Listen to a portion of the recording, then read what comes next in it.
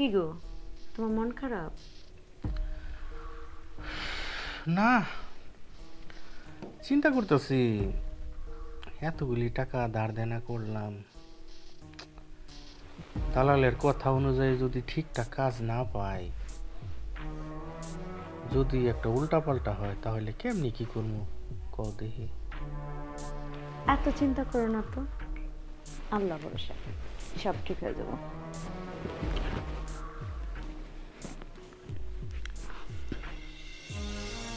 কি করবো, তোমারও ছাইরা যাইতে ইচ্ছে হইতেছে না।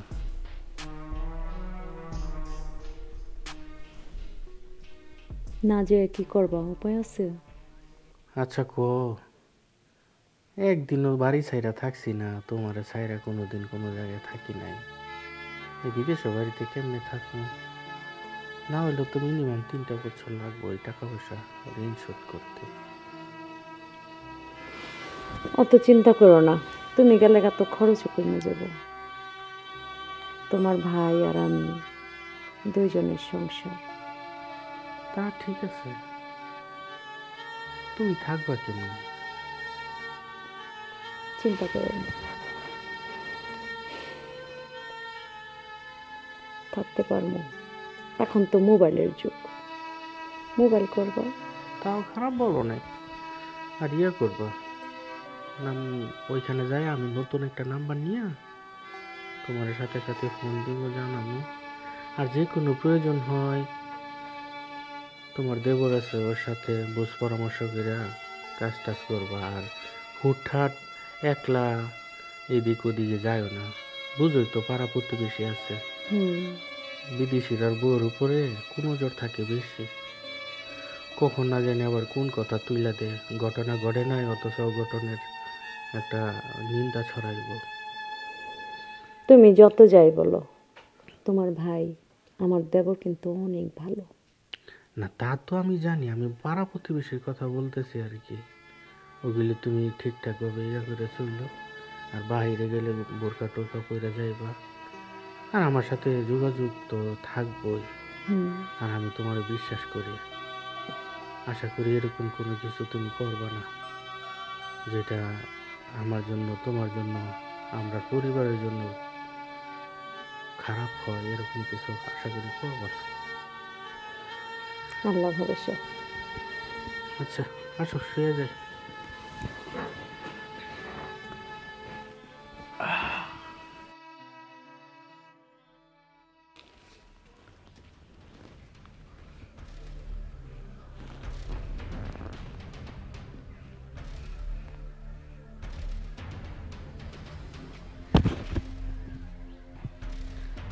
বাজান, তুমি এখানে কি করো? ওই সুজন আছে না, সুজন? হ্যাঁ, সুজন আমার বন্ধু, ওরে নিয়ে একটু বাইরে বেরোবো বলছিল, আসার লাগে এই কারণে আইছি বাবা। ও সুজন তোমার বন্ধু? জি। আচ্ছা ঠিক আছে, তুমি এইভাবে কি দেখতেছো? না মানে অনেকক্ষণ ধরে দাঁড়িয়ে রয়েছি তো, আইতেছে না, এই কারণে একটু দেখতেছি, মানে কোথাও ধীরে দিতেছে। আচ্ছা ঠিক আছে, এখন পড়াশোনা করার সময় পড়াশোনা করবা, বুঝছো? আর এই সুজনের সাথে ও এই লোকের সাথে ওই লোকের অনর্থ সময়টা নষ্ট করো না। হ্যাঁ যাও।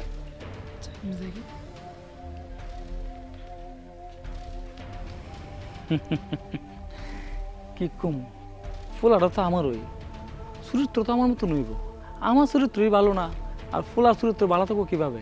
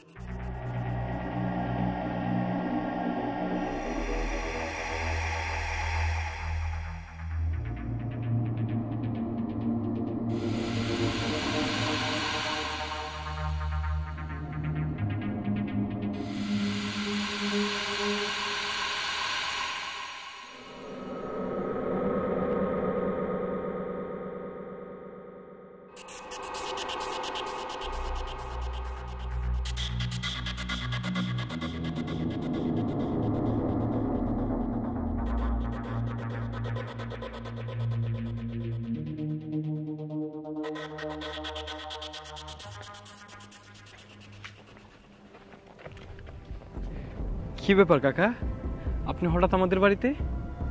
হঠাৎ মানে কি বললা তুমি? আমি তো আসি কি জন্য তুমি জানো না? আমি টাকা পাবো না। এই যে তোমার মাঝে বিদেশ গেছিল, আমার কাছে টাকা নিয়েছিলা, ওই টাকা তো দাও না। হ্যাঁ আসলে কাকা, ভাইয়ের না কয়েকদিন যাবৎ কাজ নাই, তো কাকা টাকাও পাঠাইতেছে না, তাই আপনার টাকাটা দিতে একটু দেরি হচ্ছে। অল্প কিছুদিনের ভিতরে ভাইয়া কাজ করলে আপনার টাকাটা দিয়ে দেবো। হ্যাঁ দিয়ে দিও, দিয়ে দিলেই ভালো, দিলে আর আমি আসবো না। জি কাকা, তা আসেন খাওয়া দাওয়া করে যান। না পরে এক সময় আসুন না। আর কাকা, হ্যাঁ ভাইয়ের জন্য দোয়া করেন যেন আল্লাহ তাআলা ভাইয়ের শরীর স্বাস্থ্যটা ভালো রাখে। জানেনই তো আমাদের সংসারের অবস্থা। তা ভাইয়া টাকা পাঠাইলে আপনার টাকা পুরোটা শোধ করে দেবো। হ্যাঁ আচ্ছা ঠিক আছে, কথা মনে রেখে গেলাম। কেমন? জি, ভালো থাকেন। আচ্ছা ঠিক আছে, আসসালামু আলাইকুম। ওয়ালাইকুম সালাম। আরাম দাদা টাকা দেবার হবো না, দেখো না বাম কুম দেখো না কি লাগাইছে, বেশ লাগাইছে, চশমা লাগাইছে, ঠিক না? এগুলো আমার দেখার বেশি না, তবে মাঝে মাঝে আমি বুঝবা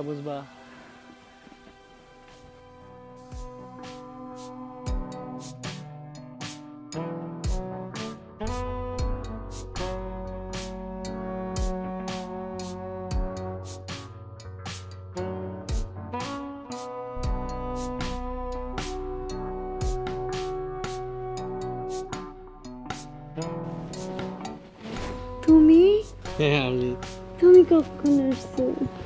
এই তো আমি চলে আসছি, তোমাকে না বলেই চলে আসছি সারপ্রাইজ দেবো বলে। জানো না বিদেশ আমার একদম ভালো লাগে না, সারাটাক্ষণ শুধু তোমার কথা মনে পড়ে, তোমাকে ছাড়া আমি থাকতে পারছি না, একদম ভালো লাগে না তোমাকে ছাড়া। তুমি কি করে থাকতে পারো আমাকে ছাড়া?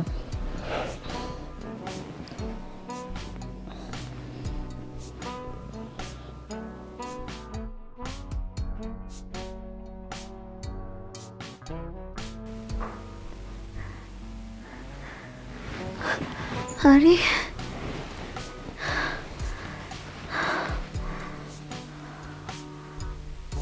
ও, আমি স্বপ্ন দেখলাম।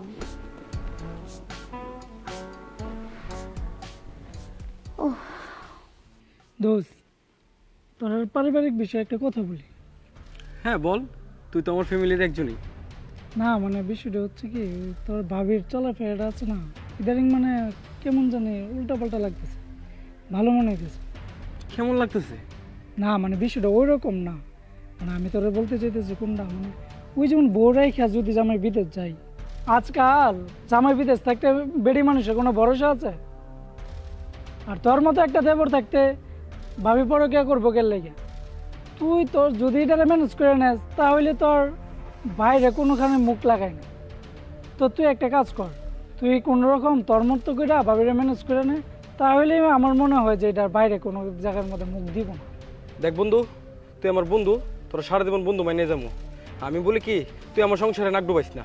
আরে আমি তোর সংসারে নাক ডুবাইতে যাইতেছি না, আমি তোর আঙ্গুল দিয়ে দেখা দিতেছি। তোর মতো এমন একটা দেবর থাকতে, এত একটা হ্যান্ডসাম একটা পোলা থাকতে, ভাবি যদি অন্য মানুষের সাথে ফুষ্টি নষ্টি করে, আর ভাইও যে কি মন এরকম একটা কুচি মাল রেখে বাইরে যাওয়ার কি দরকার ছিল? দেখ বন্ধু, যা তুই যা, এখন তোর সাথে পরে কথা হবে, যা। হ্যাঁ ওষুধ কথা বললেই তো বন্ধু বেচা।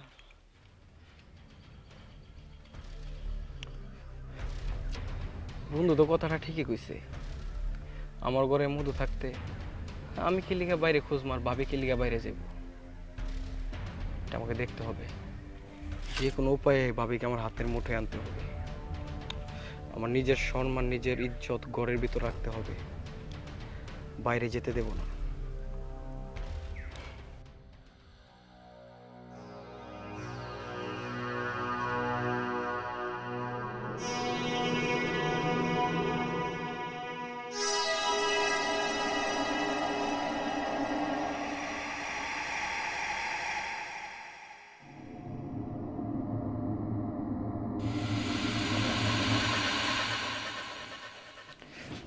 ভাবি আরে সুজন, ভাবি তুই আমার সাথে এইভাবে ধরতেছিস কেন? তুই আমারে আপনি কি বুঝতেছেন না ভাবি?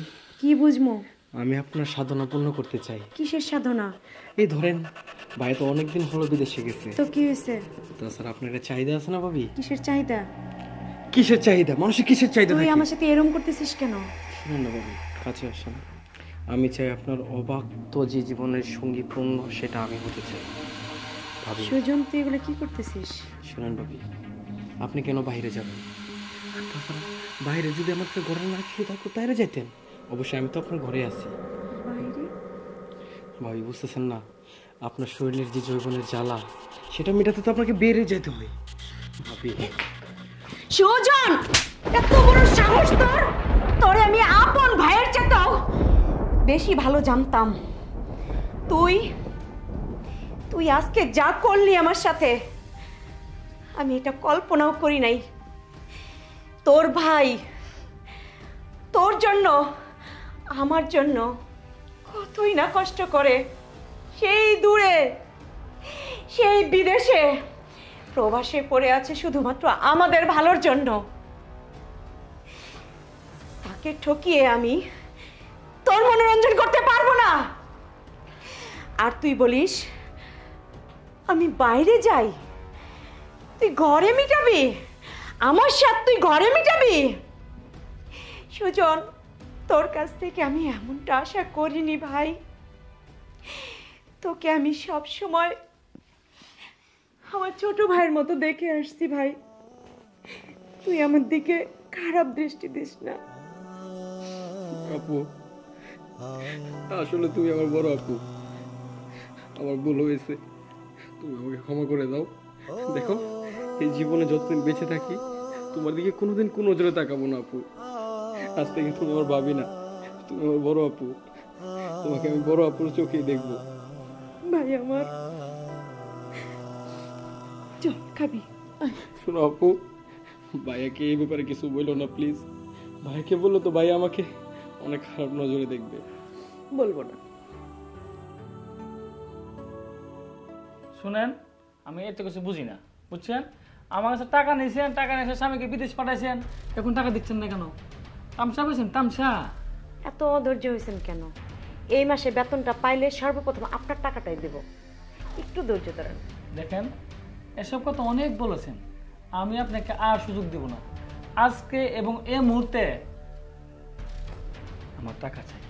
দেখেন, আপনি বললেই তো আমি এই মুহূর্তে আজকে টাকা দিতে পারবো না। আমার স্বামী বিদেশ থেকে যখন টাকা পাঠাবে তখন আমি আপনাকে টাকা দিতে পারবো। একটু ধৈর্য ধরেন। আপনি আমার অনেক উপকার করছেন, আর একটু উপকার করেন। তো ওই টাকাটা আপনি উসুল করতে পারেন, শুধু আমার কথা রাজি হন। আপনার কথা তো শুনতেই আছি, আর কি শুনবো? বুঝে না, এই মনে করি একটু কথাবার্তা। এই, আপনি গায়ে হাত দেন কেন? বুঝেন নাই? অসভ্য লোকের মতো গায়ে হাত দেন আপনি। এই শুনেন, মিথ্যে কথা বলবেন না। আপনার টাকার আমি সুযোগ দিতে পারি, 1 মাস কেন, আপনার 10 মাস দিলে আমার সমস্যা হবে না। শুধু মনে করেন যে আমি আসবো আর আমাকে একটু সময় দিবেন, এইটাই। এই অসভ্য লোক, সময় কিভাবে দেব আপনাকে? কিসের সময় দেব আপনাকে? আপনি ধৈর্য ধরেন, টাকা আসলে আপনাকে টাকা দেওয়া দেবো। এত কথা বলেন কেন? দেখেন, গলা নামায় কথা বলেন, গলা নামায় কথা বলেন। আমি টাকা দিছি, টাকা দিছি, বুঝতে পেরেছি। হ্যাঁ, সিধা আঙ্গুলে ঘি উঠবে না, আঙ্গুলটা বেঁকা করতে হবে। আমার টাকা কিভাবে উসুল করতে হয় সেটা আমার জানা আছে। আমি আপনাকে এই আমি আপনার কাছে সুজন, সুজন, সুজন, সুজন, সুজন ভাই, ধর ধর এটারে, ধর, ধর। তুমি বসো, এর সাথে আমার আগের এক হিসাব নিকাশ আছে। হ্যাঁ। এই, তোর তো বয়স হয়েছে, কিন্তু চরিত্রটা ঠিক করতে পারিসনি। আমি কিছু করি নাই তো। তুই কিছু করিসনি? না, আমি কিছু আমি করিনি। করছি না। দেখি, এই দাঁড়া, তুই এখানে কেন আসছিস? বলেন না, আমি কিছু করি নাই তো। শোন, চুপ, আমি টাকার জন্য আসছি। টাকা তোর জায়গা বরাবর দিয়ে দেবো। আরে কই কি? আপু, একটা বালিশ দাও। আরে কি বালিশ? মার, আরে বালিশ। মার, মার।